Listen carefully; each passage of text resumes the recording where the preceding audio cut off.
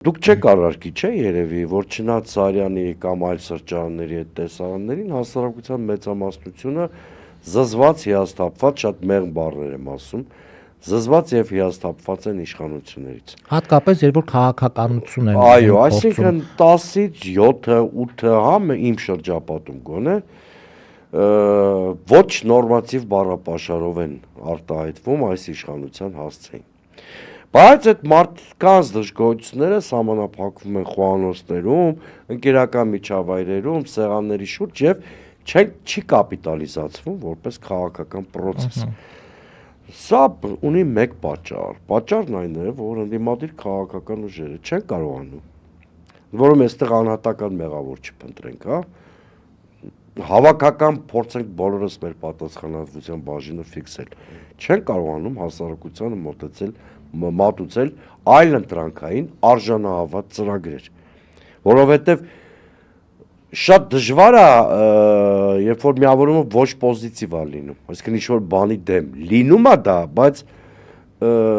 դա կամ պիտի շատ արագ հեղափոխության բերի, կամ ձախողվում է։ Դրա համար ես կարծում եմ, որ մեր Դե Նիկոլ ասեց, չէ, եթե դեմ եք ինձ, եթե այս վիճակներում հեղափոխություն արեք։ Դա լավ չելենջ է։ Ստեղ գիտեք ինչ կա, ոչ թե մենք պետք է Նիկոլ Փաշինյանի խաղի կանոններով փորձենք իրան հաղթել, այսինքն ինքը եկեղեցու դեմ է պայքարում, մեկ էլ հակադարձենք կամ արձագանքողի ֆունկցիա կատարենք։ Մենք մեկը իր օրակարգով ենք գնում, պարոն Սուրյանյան։ Մեկ այլ օրակարգ պիտի մեջտեղ բերենք, որպեսզի իրան կաշխատենք հանրապետության հրապարակում, ինքը հակա եկեղեցական, այս հակա սահմանադրական դիվային պայքարը վարելու հնարավորություններ չունենա։ Ոչ թե պիտի անդադ այս ամոթին հարաբերվենք, հա, երբ որ կռիվ ինքը տարել է Մայրաթորի բակա հասցրել, երբ որ արդեն վեհապարի դեմ, վեհապարը մեղադրյալ է, պատկերացրեք, հենց բառեր իրար կողքի արտասանեք, ու մենք արձագանքում ենք, լավ արձագանքում ենք, որ ինչ, համոզված եմ 10 լավ ստատուս դուք կգրեք, 10 ես կգրեմ, էլի մեր բազմաթիվ հայրենակիցներ եւ խոսելու ձիրք ունեն եւ գրելու ձիրք ունեն, կասկած չունեմ եւ հայրենասիրություն եւ իմացություն ունեն, բայց քանի դեռ մենք չենք գտել այն զուգահեռ օրակարգը, որի շուրջ կարողանանք հասարակությանը կոնսոլիդացնել եւ երկրում փոփոխություններ հարուցել, այս տխուր վիճակը շարունակվելու է իմիջիալոց։ Երեք Նիկոլ Փաշինյանը, ուզում սա էլ հատուկ շեշտենք, ռեպրեսիաների նոր փուլի անոնսավորումը արդեն տվել է։ Այո։ Նա երեք հայտարարել է, որ հունիսի 8-ին ոչ մի նախկին նախագահ եւ ոչ մի օլիգարխ քաղաքականության մեջ չի լինելու։ Եվ արթնանալու ենք նոր Հայաստան։ Այո, սա այս անոնսավորմանը շատ լուրջ վերաբերվենք։ Գոնե այնքան լրջությամբ վերաբերվենք, որ երեք ինքը կաթողիկոսի մասին մի բան ասեց, այսօր արդեն իրականություն դարձավ։ Այո։ Սա ի՞նչ է նշանակում։ Պարզա չէ, որ Նիկոլ Փաշինյանի այս հայտարարությունը սոցիոլոգիական որևէ հարցման վրա հիմնված չի։ Իսկ նա չի դրել կամ ինչ-որ խմբեր պրոֆեսիոնալ չեն դրել, հանրային կարծիք ուսումնասիրել,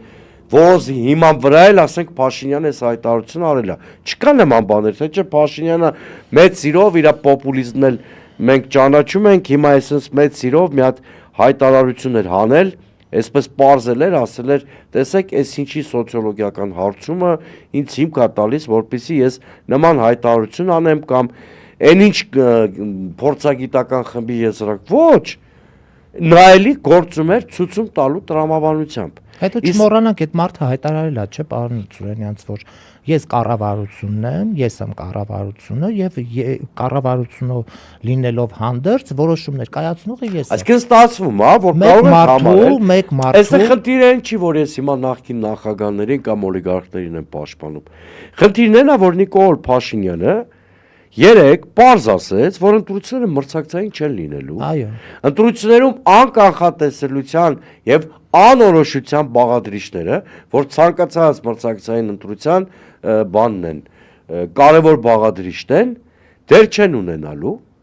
Նիկոլ Փաշինյանը սրա մասին էր ասում։ Այսինքն ինքը արդեն որոշել է, թե ովքեր են անցնելու։ Այսինքն Նիկոլ Փաշինյանը ասում էր, որ ես պետք է գծագրեմ խորհրդարանի կազմը, այս սեգմենտներն էլ չեն լինելու։ Իսկ դուք կասկածում եք, որ ինքն է որոշել։ Ոչ, բայց այս պետք է շատ տարի է ինքն է որոշել։ Սա շատ լուրջ սիգնալ պետք է ընդունվի։ Ում կողմից։ ասեմ, բոլոր ընդդիմադիր ուժերի։ Տեսեք, այդ հունիսի 7-ը իրականում շատ ճակատագրական ընտրություններ են։ Իմ մոտ տպավորությունն է, որ դա լինելու է մեր վերջնական ընտրություն, հայկական վերջին ընտրությունը։ Դե մենք պիտի փորձենք Արևմտյան Ադրբեջանի պրոյեկտը մերժել։ Ինքը պիտի փորձի իր թիմով ըստ էության Հայաստանը դնել արտաքին կառավարման տակ։ Որտեվ սա ընտրություն չի լինելու, սա լինելու է հարակվե։ Հա, իդեպ հարակվեա նաև այն առումով, որ արդեն արտաքին մի շարք դերակատարներ շատ բացահայտ, ուրեմն խախտելով էթիկայի, դիվանագիտական էթիկայի բոլոր նորմերը, մեր սահմանադրությունը, մեր ինքնիշխանության իրավունքը եւ այլն, բացահայտորեն անում են հայտարարություններ, որոնք ուղղակի միջամտություն են Հայաստանի ներքին կյանքին, սրա շարքին է դասվում եւ Ֆիդանի հայտնի հայտարարությունը, ցավոք սրտի շատ մեծ ցավով եմ ասում, պարոն Վենսի Երևանյան հայտարարությունը, ինչի եմ ասում մեծ ցավով, որովհետև Միացյալ Նահանգներին մեր ժողովրդի մեծ մասը համարում է բարեկամ երկիր եւ չէր պատշաճում, որ պարոն Վենսի նման շատ ազդեցիկ եւ շատ պատկառելի գործիչը աշխարհի թիվ 1 գերտերության Երևանում իր այցարժե զրկեր մեր ներքաղաքական կյանքին միջամտելու այդ անհարկի փորձով։ Իդեպ ես սկզբունքորեն անհաշտ եմ մեր ներքին կյանքին արտաքին միջամտության որևէ դրսևորման հետ։ Կլինի դա Մոսկվայից, կլինի դա Բրյուսելից, կլինի դա ուրեմն բանից, Վաշինգտոնից կամ Բաքվից ու Անկարայից։ Բայց արձանագրենք, որ այս մարդը Վենսը, որը եկավ Հայաստան, իր կողմից չհնչեցին ոչ գերիների մասին հարցը, ոչ քաղբանտարկյալների մասին հարցը, ինչը որ հաջորդ քայլը տարավ նրան, որ Բաքվում հանդիպեց Ալիևին, նույն սկզբունքով ինչ որ այստեղ էր հանդիպումը ջանուրախություն մինչև ակերտ ասենք, որ եթե Ալիևը հնչեցրել է այդ բանը, այսօր Ալիևը այո, բայց մոտավորապես ասել է, ես ձեր խորհրդի կարիքը չունեմ Ադրբեջանի նախագահ, հետևաբար ես այդ ձևով չի, այսինքն ճշմարտ գործիքակազմով չի հնչեցրել։